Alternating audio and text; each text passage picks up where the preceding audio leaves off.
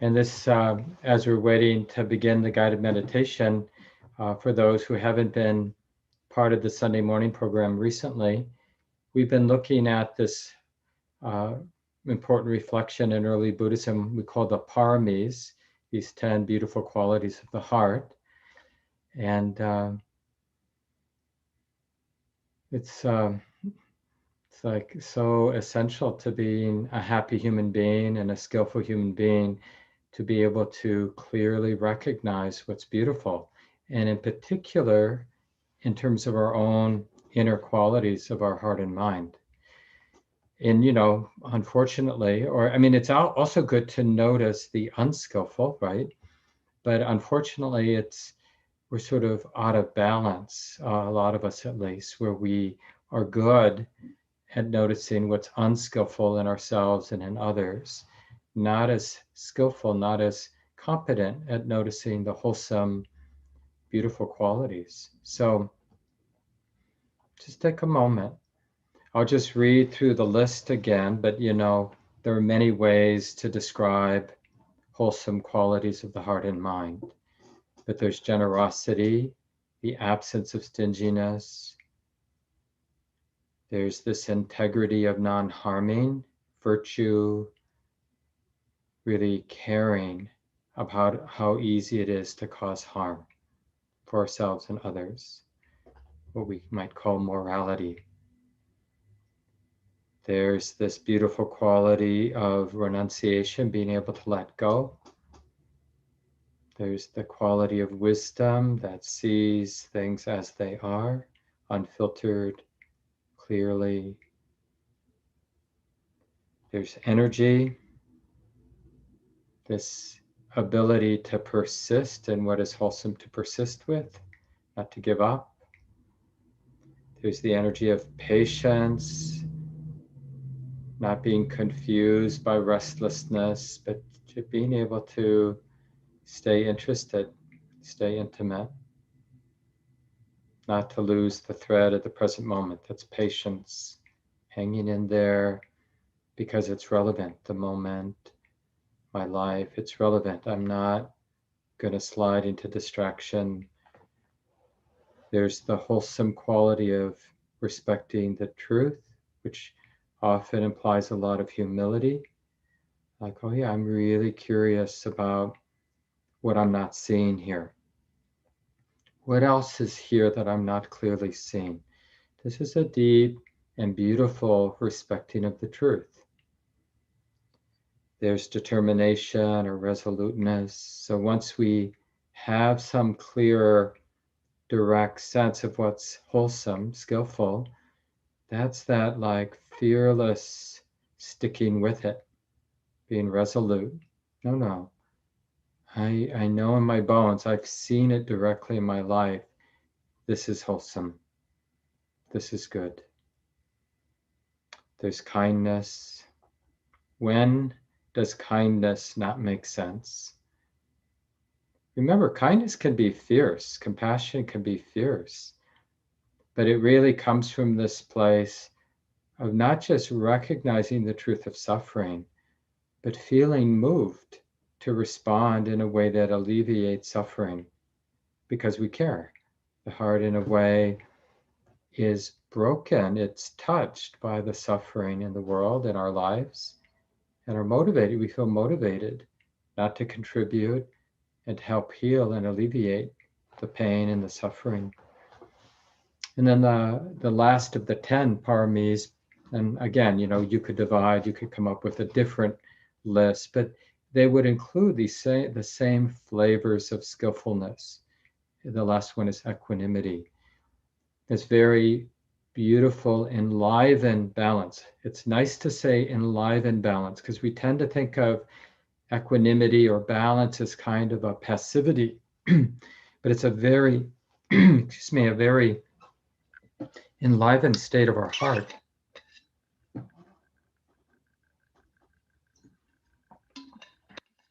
And we've been practicing a short reflection at the beginning of the sit these last number of weeks, where we bring to mind the wholesome qualities in our lives, whatever they might be. moments of patience, moments of being able to restrain ourselves from acting in ways that we consider unskillful, moments of really respecting the truth and willing to be humble, knowing that we don't have the full picture. There are things we're not seeing clearly.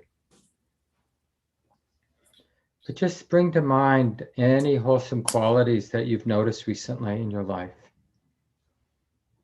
And appreciate there are beautiful qualities, moments of patience, moments of kindness.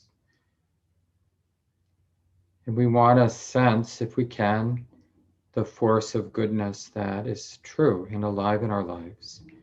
Not all bad. Appreciating this force of goodness in our lives, even if to you it feels feeble or not as much goodness as you'd like, but still there is goodness. And I appreciate the goodness in my life, the blessings of my life.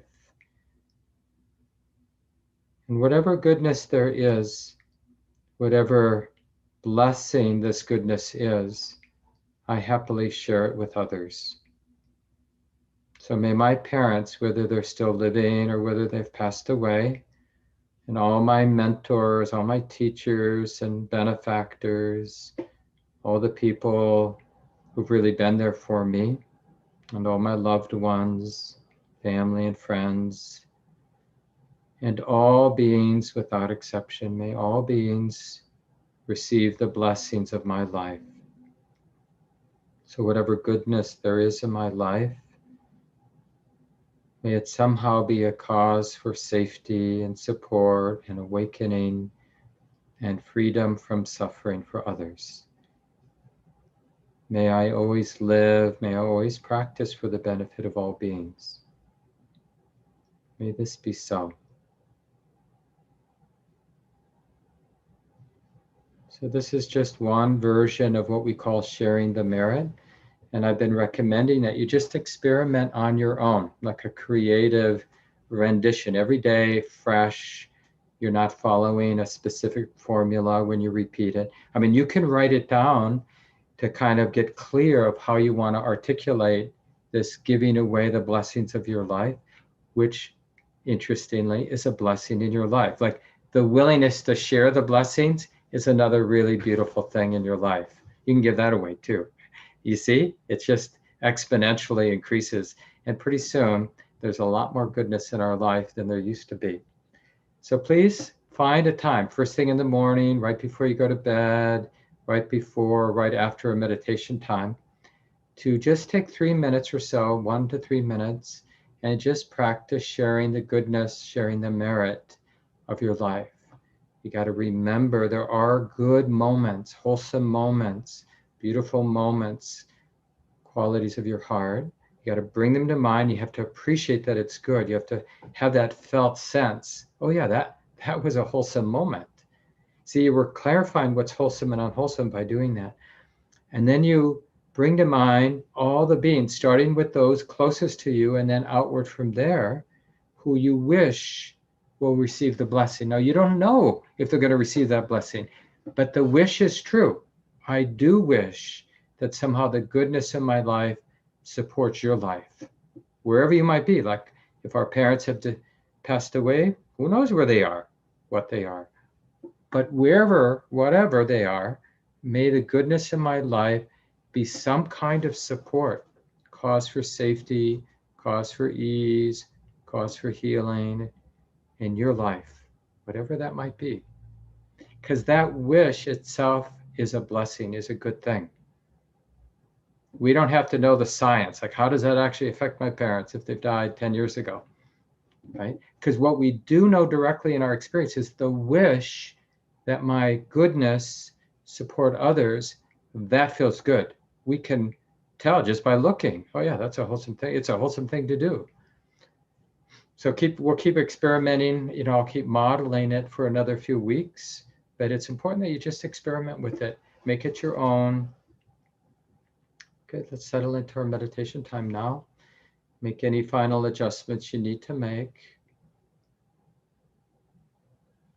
I'm just grateful that we have this time to sit relatively still, relatively upright in a way that supports alertness.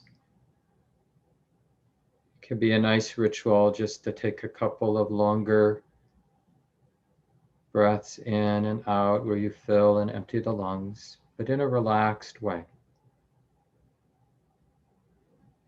A little ritual of coming in a little bit more into the experience of the sitting body by doing some deep breathing.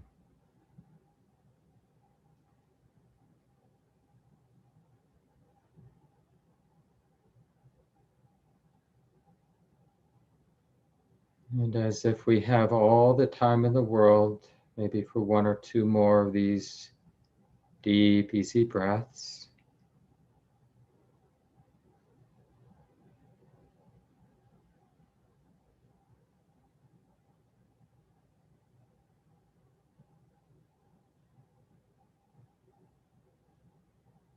Eventually, when you feel ready, just let the breath continue on its own.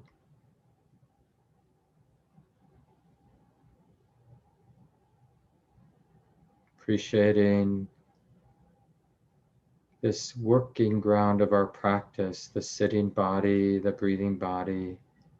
So just the direct felt sense of sensation here in the body, what we call the experience of embodiment.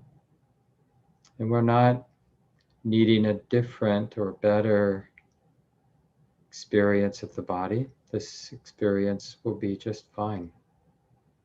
Even if there's unpleasantness with the sensations, we accept this working ground, this training ground. And see if you can notice directly that it's wholesome to be present with the sitting body, the breathing body.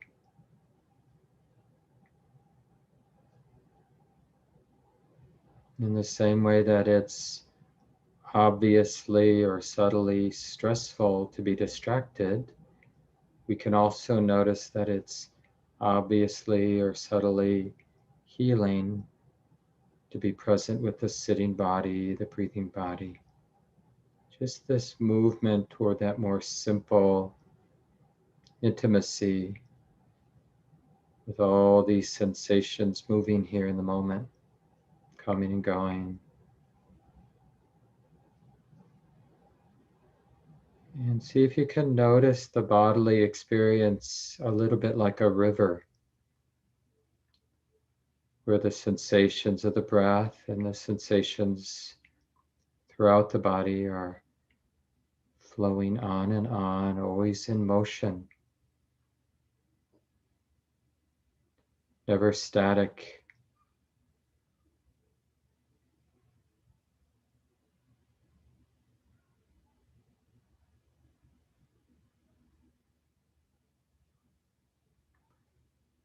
And just wondering with humility, is it possible to be aware of the body, the sitting body, in a kind, in a curious, in a relaxed way? So we could just purify how we're knowing, how we're relating to this movement, this river of sensation. Is there interest, curiosity, sensitivity, willingness to feel? Is there a relaxed and generous kindness as we know the sitting body, feel the sitting body? So you can see we can generate and appreciate so many wholesome qualities just in this simple practice of mindfulness of the body, mindfulness of the breathing body.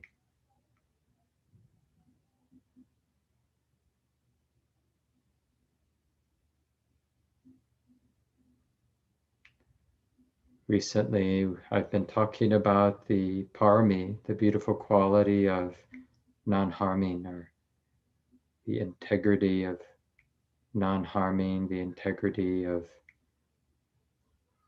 not causing harm.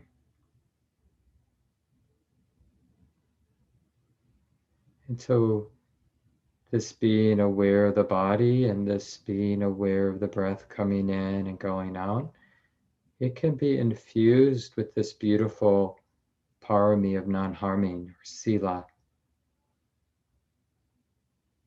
ethical conduct. So it doesn't have to be as complex as what kind of groceries we buy or how much money we donate to useful causes.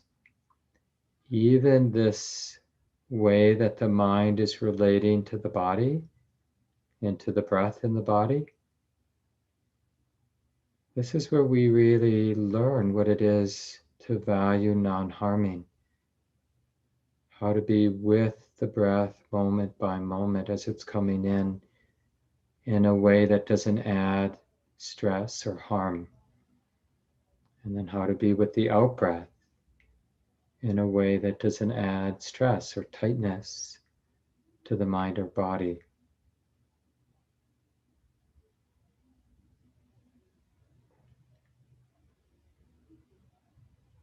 And whatever the paramis that have been standing out for you that you've been really keeping in mind,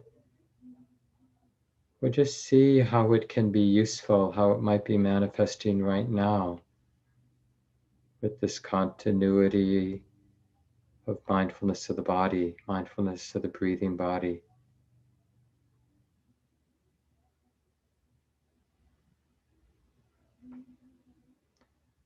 The more and more we recognize these beautiful, wholesome qualities of mind, the more and more it becomes, the practice becomes self-reinforcing.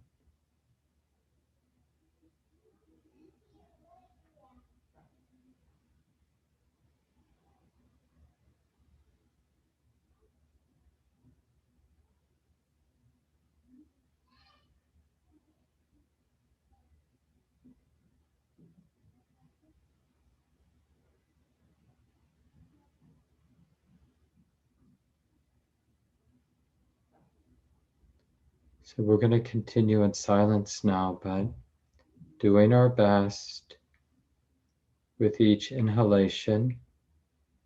See if you can sense that being with the in-breath, being with the body, is really the ground that allows for so many wholesome qualities of the mind. And then as you're present with the exhalation, mostly pay attention to all the beautiful qualities of mind that are there, supporting the practice.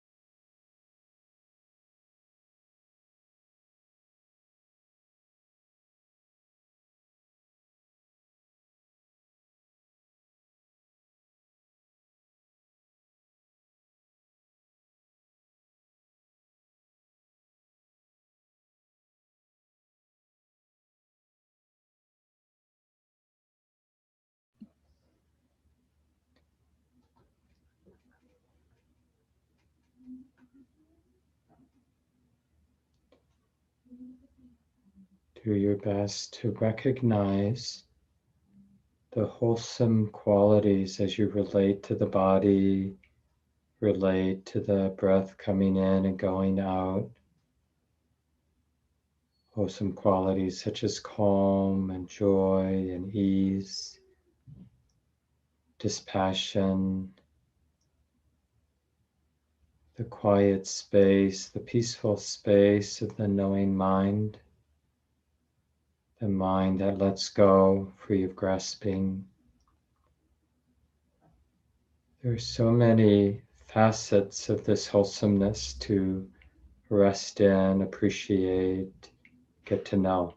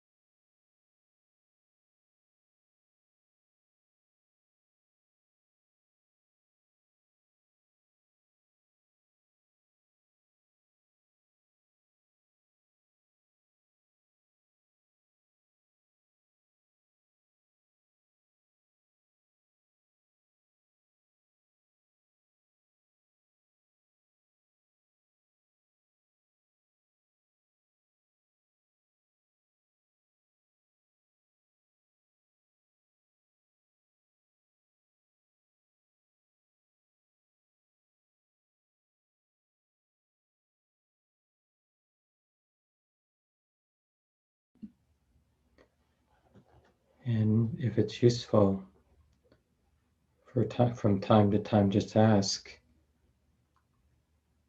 what wholesome qualities are active in the heart now? Even if they're subtle or faint, but to be actually curious, what wholesome qualities are already present in the mind, in the heart?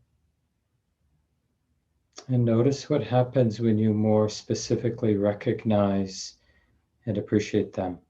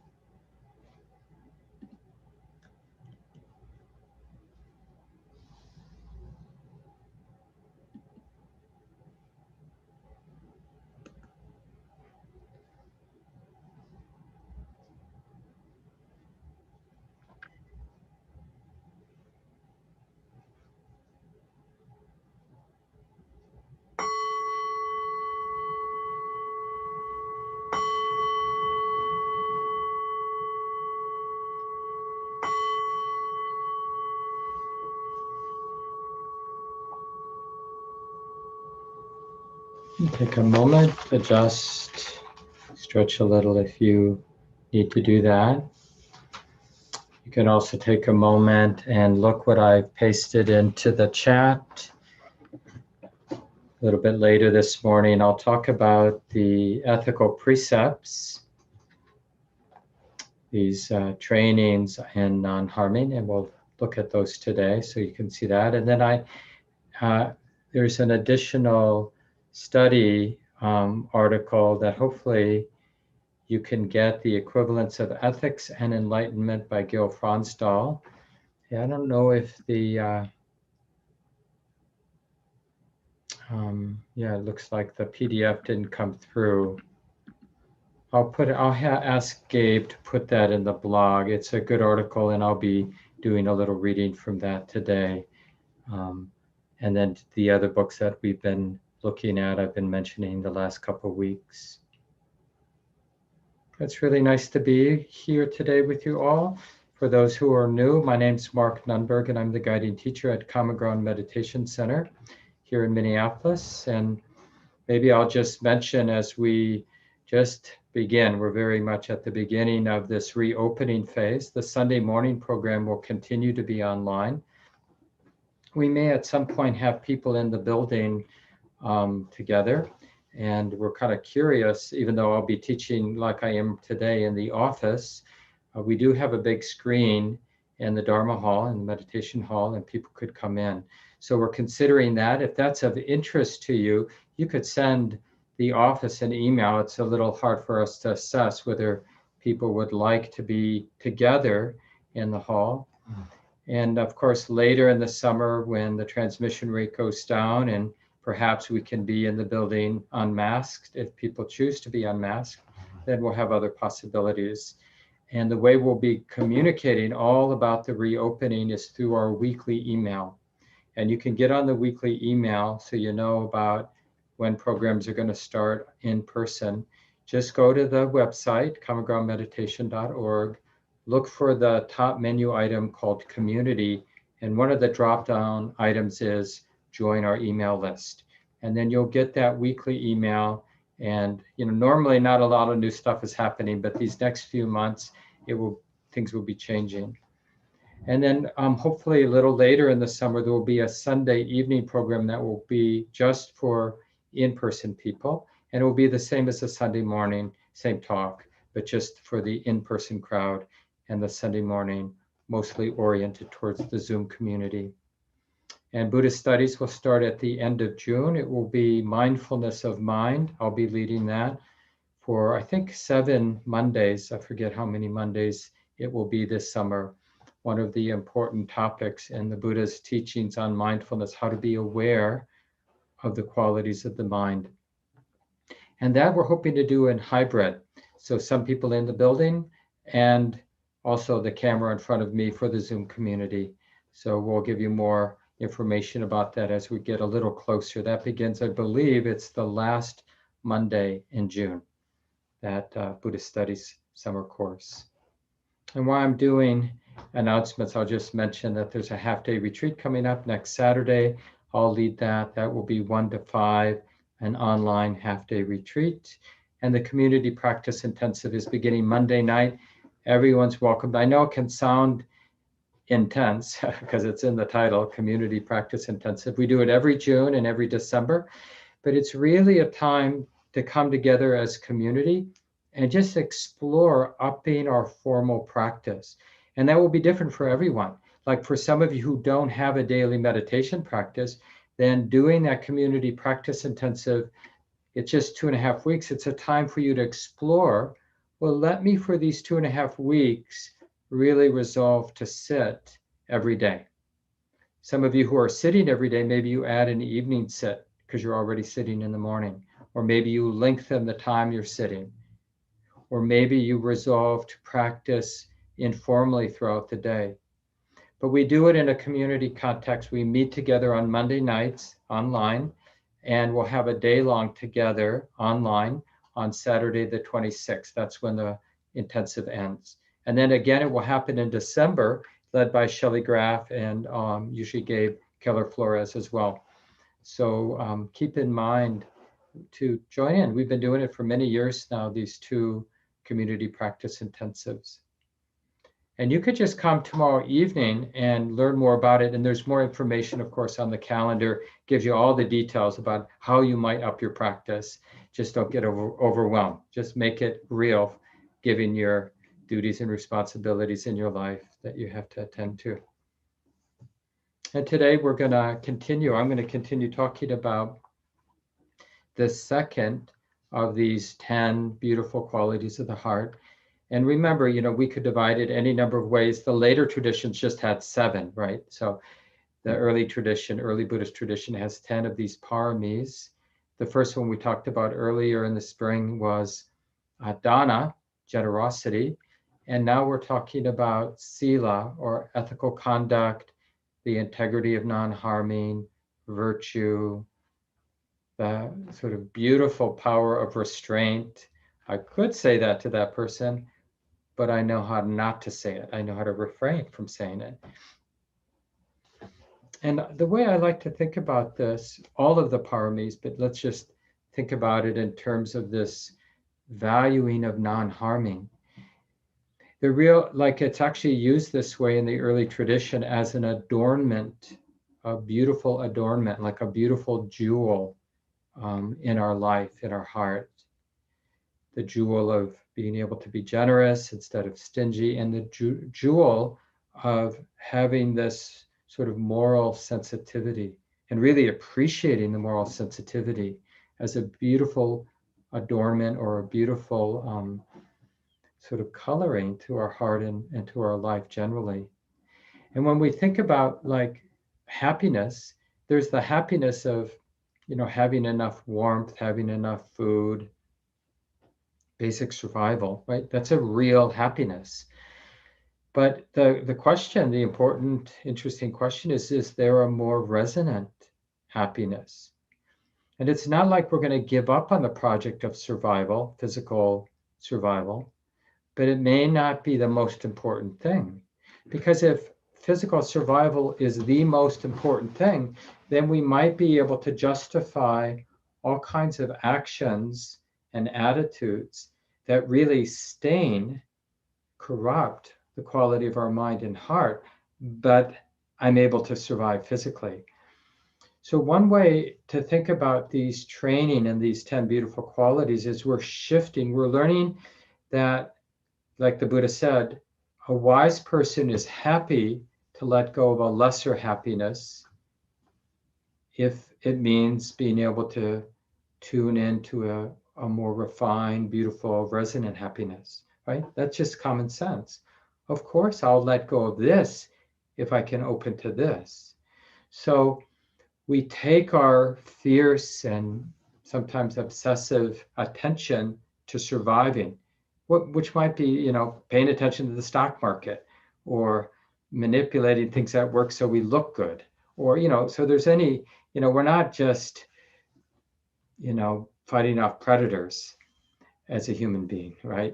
But the way we act out our need for survival, it's all day long. Oh, I need a bigger car. I need a fancier cell phone that lasts longer before I have to recharge it in order to survive. I mean, we don't say it like that, but that's kind of the energy behind a lot of our grasping, a lot of our craving. It's like, I need this new pair of slacks in order to be successful, in order to survive. And if we deconstruct the craving, we'll see that behind it is this sort of existential fear of survival, whether it means social survival or physical survival. And then when we bump into these kinds of teachings, we realize, oh, I also care about what my heart looks and feels like, this quality of the mind and heart. That actually I value. I didn't realize I valued it, but when I pay attention more and more, it becomes a greater value. And this is what we mean by like a wonderful, wholesome, saintly human being, right? Is somebody that cares about this inner integrity more than they do about their wealth or even their survival, right? Those are the people we honor as saints, that they have this integrity that matters more. I mean, this is what we'd hope our business people and our political and military leaders and all of us would have, that there were some values that are more important than just survival. So it isn't, we don't descend into this sort of, it's kind of a slight against dogs, but the dog eat dog world. I know there's probably a better way to say that, but where we're just, using whatever power we have at our disposal, any privilege, and taking advantage of it to kind of pack our fridges and pack our wallets and, gate our homes so that we have that physical security. And instead, when we pay attention, because what we're really paying attention to is just cause and effect. Like, how's that working for me? If I'm focused on this more gross level of physical survival, how's that feel? As opposed to more interested in cultivating beautiful qualities of the heart and mind. And then we ask, how's that working for me? And what the Buddha is saying, if we ask that honest question, we're going to find that cultivating beautiful qualities of the heart and mind works a lot better in terms of abandoning stress and cultivating happiness than being fixated on physical survival. And of course, it never ends. Like, when do we have a big enough fortress? Oh, I need this new security system for my home. The one I had, I thought was good, but this one's so much better. And it isn't long before we have, the equivalent of barbed wire and this and that, because we think that any price is worth it if it increases our safety, increases the odds of survival. And we literally create hell for ourselves. And in a way, a lot of the manifest world, the way we are together, the way our economy runs, this is the hell we get when we're operating with this pleasure principle, like wanting pleasure, fearing pain, and thinking that that's what it's about, that sort of gross level of pleasure and pain. And then so now what we're doing with these teachings on the 10 paramis is we're trying to tune into the pleasure, the inner pleasure of wholesomeness. And you see, we really need the stability of present moment awareness. The first insight is really to realize there is a difference between my mind or heart being corrupted by unwholesome qualities of greed and hatred, delusion, versus my mind, heart being established in non-greed, generosity, non-hate, kindness, compassion, and non-delusion, really valuing truthfulness and clarity and humility so I can see things better as they are and act skillfully because of that.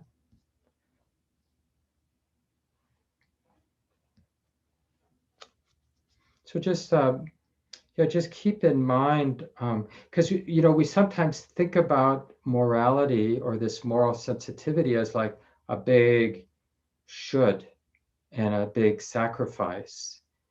But we really want to sense it directly, immediately, as this is for my well-being, this is for everybody's well-being. This is actually how it works. And instead, as we sometimes when people cultivate morality in their lives, they can kind of look enviously at other people who don't care about morality. Oh, you have it so easy, you're not afraid of taking advantage of others, and you're not weighed down by moral sensitivity and moral concerns, and we sort of lament, gosh, I wish I wasn't so morally sensitive. But actually, when we see these people who act out their greed, act out their delusion, act out their hate, I mean, we may need to do whatever we can to put a stop to it. So I'm not saying we just sort of passively roll over, but our attitude about them, right? If we're seeing mindfully with wisdom and balance, we'll see, oh my God, I would not want to be that mind. I would not want to inhabit that mind, that body of the person who's acting out with a lot of hate or a lot of greed or a lot of delusion. And I think this is really important at this divisive time. When we look at a politician or imagine a politician, that we cultivate this sort of sensitivity, this clarity that realizes that when somebody is acting out greed and hate and delusion, they are suffering and they're setting emotion suffering for themselves and others. And we know we're doing it right when it evokes compassion. And remember, compassion doesn't mean we give them a free pass. It just means we don't envy them. And we realize there is karma, there is things are lawful. And one of the things we uncover directly in our own lives is when I'm acting out greed, hate, and delusion, I'm tight and I'm planting seeds for more tightness and likely causing stress for those around me. We can see this, and we need to see this over and over again. This is how we cultivate moral sensitivity. We're basically connecting the dots. And that's what in early Buddhism we call karma, the insight into karma. We're understanding the conditional nature. One of the most simple ways the Buddha said this in the early teachings is, when there's this, there's that. So when there's greed in the mind, there's this tightness in the mind and body, right? When with the arising of greed is the arising of this tightness. When greed ceases in the mind, this tightness that was associated with the greed ceases. With the ceasing of the greed is the ceasing of the tightness. This is an insight we need to start to cultivate. Like this, more than anything else, is what we do with mindful awareness.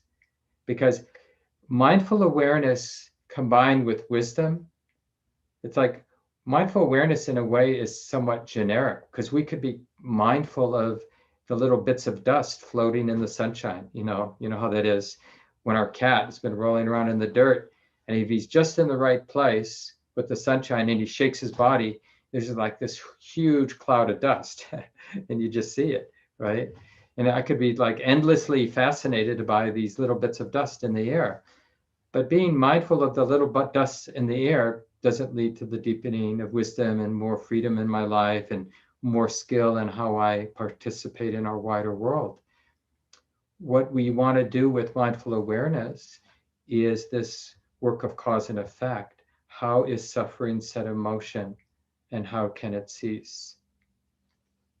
And the interesting thing is, and this is in that article, like the link that we'll put in the blog, the title is in your is in the chat there, and you could probably just Google it. And it was a book that Gil Fronsdal wrote. What was it? The Equivalence of Ethics and Enlightenment. That's a provocative title. The Equivalence of Ethics, this moral sensitivity and awakening, that they're not different. And the chapter 2 here, which I wanted to share a few of the quotes from the suttas, from the discourses that Gil put in chapter 2. Because this is really about this point I've been making, where the Buddha says, wise people of great wisdom do not intend for their own affliction, or for the affliction of others, or for the affliction of both. Rather, right, so he's talking about the motivation of a wise person. Rather, wise people think of their own welfare, the welfare of others, the welfare of both, and the welfare of the whole world. It is in this way that one is a wise person of great wisdom, right? So that's a really useful definition of what the Buddha means by a wise person. A wise person doesn't distinguish what's good for me and what's good for the world. So, in other words, a sign of ignorance is when we have this limited idea that I have to choose between my well-being and the well-being of the world.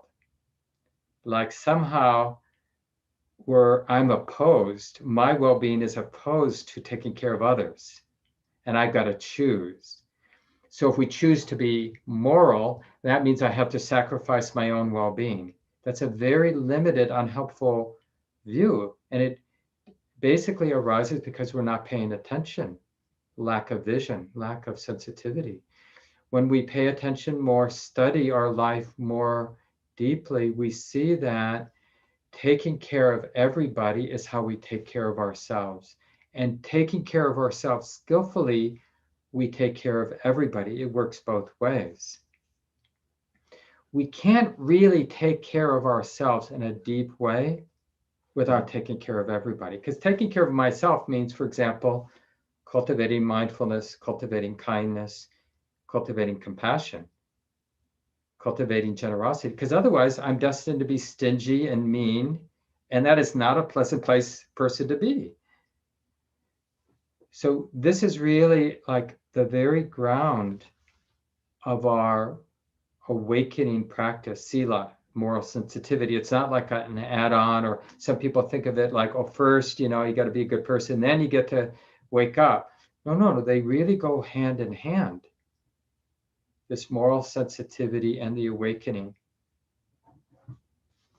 I think I mentioned last week this simple way to remember: habit without conflict. I'm forgetting who gave that quote. I think it was a Buddhist monk. Habit without conflict is another way to think about this cultivating of moral sensitivity, because we're uprooting the habits that justify conflict. We can be in conflict with everything. Often we're in conflict with our own body. Like, I'm going to eat this food. I don't care what it feels like in my body because I want it. I want more ice cream. I want more this. And we're often in conflict with others. I want this good view, and I don't care if it blocks the person behind me because I got here first. And on and on. And then another quote that just is so foundational in the Buddhist teachings. It's in the Buddha's advice for the training in the Patimokkha, which is the sort of monastic discipline, I guess you could say. But a lot of it refers to lay people as well, like you and me. Doing no evil, no unwholesome task, engaging in what is wholesome, and purifying the mind. This is the teaching of the Buddha, of all the Buddhas, right? There's more through the eons of existence. There have been many Buddhists, people who not only are fully awake. Remember, Buddhists are not only people who wake up, who have deep insight, but people who can articulate the practice in ways that are helpful, and people who woke up without a set of teachings. See, we have a set of teachings, so no matter how good your practice gets, you can't be a Buddha yet. You have to wait till there are no more teachings available, because we forgot them all, and then wake up and have the personality that allows you to teach in a way that helps other people wake up. Then you get that title. So there have been many Buddhas, and they all teach the same thing, these 3 points. Learn to refrain, learn to be sensitive enough that you know the difference between what's wholesome and unwholesome, and develop the capacity to refrain from the impulse, no matter how strong the habit might be in our personality, that is unskillful. That's a skill you need to do this practice. We have to sense, because I can't get rid of my unwholesome impulses immediately, but I can develop the mindful, wise awareness. Oh yeah, this impulse to say this, to do this, to think this, that's not skillful. I'm going to redirect. I'm going to refrain. I'm not going to do it. And then the second one is to cultivate what's wholesome. And interestingly, I'm sure you've noticed this in your own life, cultivating what's wholesome is probably the easiest way to refrain from doing what's unwholesome. So for example, if you're, just about to overeat or about to watch way too much TV, doing something that's wholesome, like getting involved, calling a friend, going out and helping somebody who's struggling, a good friend who's struggling, helping them clean out their home or doing some shopping for them, then you're doing something wholesome, and it helps you to refrain from doing something unwholesome. Generosity, service, I tell you, it's one of the best ways to save ourselves. Always have a few things in our back pocket that we can do, that we're willing to do, that are helpful for others. Getting involved, whether it's something close to home, like one of your people you live with, or saving the world in little bits and pieces, just contributing to the well-being of the wider world. There's so many ways to do that. And it doesn't have to be perfect. It just needs to evoke a beautiful intention, because the world, as we all know, is complex. So like some of you probably know, there are many common ground people that have gone up north to the Line 3 activity that's going on this weekend in northern Minnesota, around the pipeline that's being built, bringing petroleum products from the tar sands in Canada down to Superior. the port there at Duluth Superior on Lake Superior.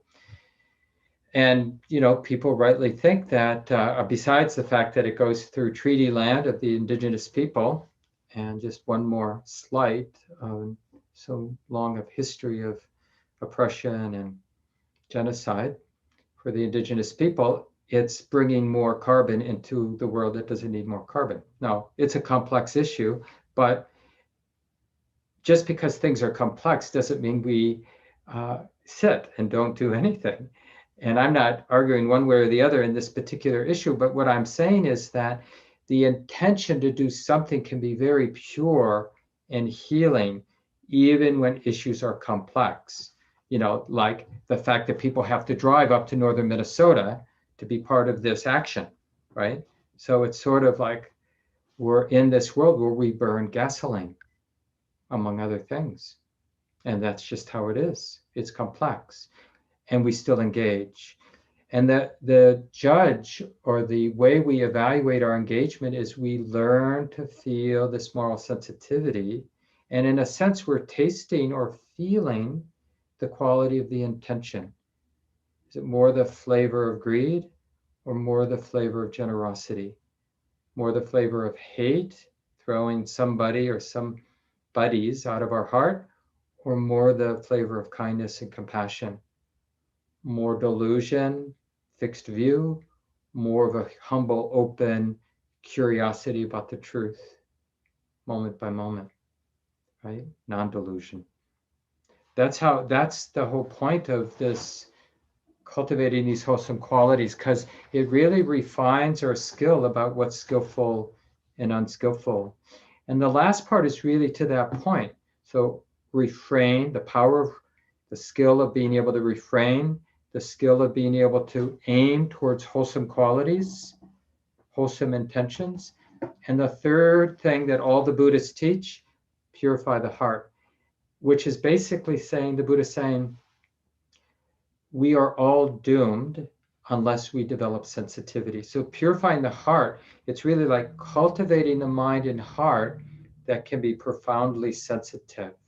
So we know the difference, and we have a sense of what needs to be refrained from and what needs to be cultivated, right? The difference between what's wholesome and unwholesome.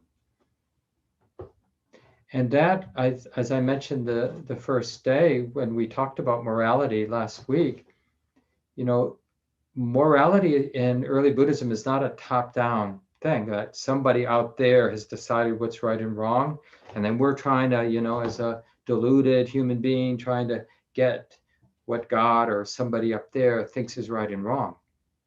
No, the right and wrong, what's skillful and unskillful, is really about the quality in our own heart. And we have to be just sensitive and honest about shadow. Like, I want to be doing what's right. I want to imagine that I'm doing what's right, so I'm just going to pretend. We have to cultivate, that's this last piece, and purify the mind. These are the teachings of all the Buddhists. We have to have a mind that, because mindful awareness, wisdom awareness, it doesn't have an agenda. I'm not trying to protect my inner status quo, or I'm really interested in the truth of the moment. Like, what is this setting in motion? And that's what I meant, the sort of deepening insight into karma, is getting a sense of, when I'm relating like this, what sort of seeds are being planted in my mind stream, my heart stream? Who am I becoming because I'm relating like this? What tendencies are getting stronger? Is that the kind of heart I'm interested in cultivating? Do I want to become that kind of person? And that's how it all works. Moment by moment, we're becoming somebody. We're cultivating, we're setting something in motion. And the last quote here, wisdom is purified by virtue, and virtue is purified by wisdom. Where one is, the other is. The virtuous person has wisdom, and the wise person has virtue. And the combination of virtue and wisdom is called the highest thing in the world. So that's another quote from the Buddha. It's really that point I made earlier, that it's really the essence of the path, this moral sensitivity around causing harm, and seeing that causing harm for myself and others is linked, not like I got to choose. That's that survival mentality, me against the world. And sorry, but I gotta take care of my own. And it may not be just you, it may be you and who you think is in your group, whatever that means to you. But somehow we separate out the totality. No, that doesn't mean that it's wrong, because we live in a world where life eats life. So there's going to be death, and there's going to be harm, and there's going to be destruction. We're really talking on this level of intention. And this is why it can be so moving when we read about culture, like indigenous culture here. And so of course it arose in a lot of traditional cultures where they would go hunting, for example, eat other animals, but they developed a real relationship with the animals that they ate, and a real respect. And this is something we could do here, and it's sort of happening as a response to industrial agriculture, which is sort of like throwing these animals out of our hearts because they're animals, and because it's convenient to the way our economy works to not imagine that their harm matters. And so what happens when we just feel what it feels like if we had videos of our industrial agriculture, what kind of choices would we make if we just cultivated a sensitive heart around how we eat? How would we eat? Knowing it's not like we'd stop eating, because that would be a cause for harm for ourselves. But it would all get different. It would all be transformed, the way we eat, how we take care of ourselves, knowing that feeling that everything matters. All our choices matter. Same thing with the accumulation of wealth. That it matters. Just because it's my money in that sort of surface sense, it's in my bank account, but I care. I know. I hear, the cries of the world to some degree because of our news and just being exposed. So what am I going to do with that sensitivity? And the sensitivity, it really operates in these three ways. This growing power to be able to refrain, even though I might have the habit, I can refrain from acting it out. So that's one aspect of morality, or this integrity of non-harming. The other is learning to trust wholesome qualities and to let them rip. So when we notice that there's a trustworthy quality of generosity operating in my heart, then I'm not so concerned about what I say, do, and how I act, because it's really flowing from this trustworthy quality of my heart.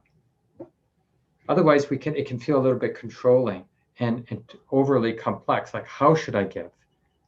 But we can just let nature, the nature of our mind, the nature of our body, the nature of the causes and conditions in that moment with the people involved, other beings involved, and just let our life energy be move through that intention to be generous, without getting in the minutia of what am I going to say, what am I not going to say. And that leads us to the third aspect of morality. So the first is the power, the creative power of restraint. The second is the creative power of aiming or trusting wholesome qualities of mind. And the third is kind of the fruition, which is that sense of freedom, where there's the latent tendencies to be greedy and hateful and deluded have been teased out. These 10 beautiful paramis have been developed, have some momentum, and we really can let our personality be wild nature. So when we show up for a business meeting, or show up for our family of origin, or show up to be an activist, or whatever we might do, It's like we've done the work of really developing, cultivating our garden of wholesome qualities.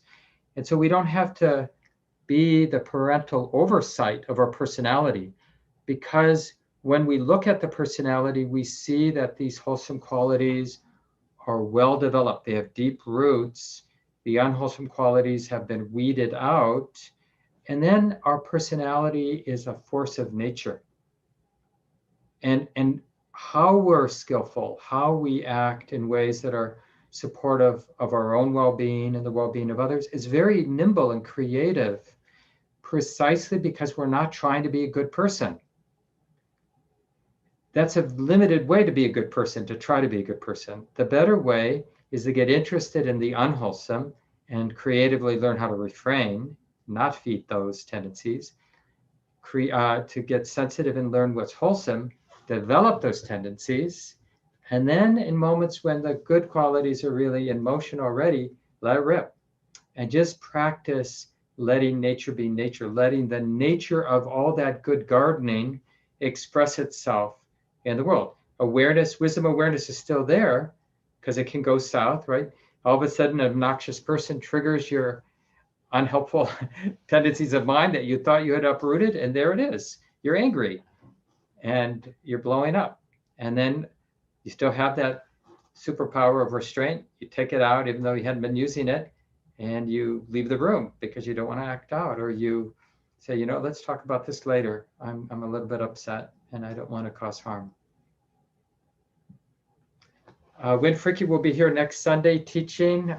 If you haven't heard, Common Ground's co-founder Win and my beloved partner teach the Dharma, you're in for a treat. So I'll be teaching for the Washington, D.C. community next Sunday at this time. So I'll miss, but we'll come back.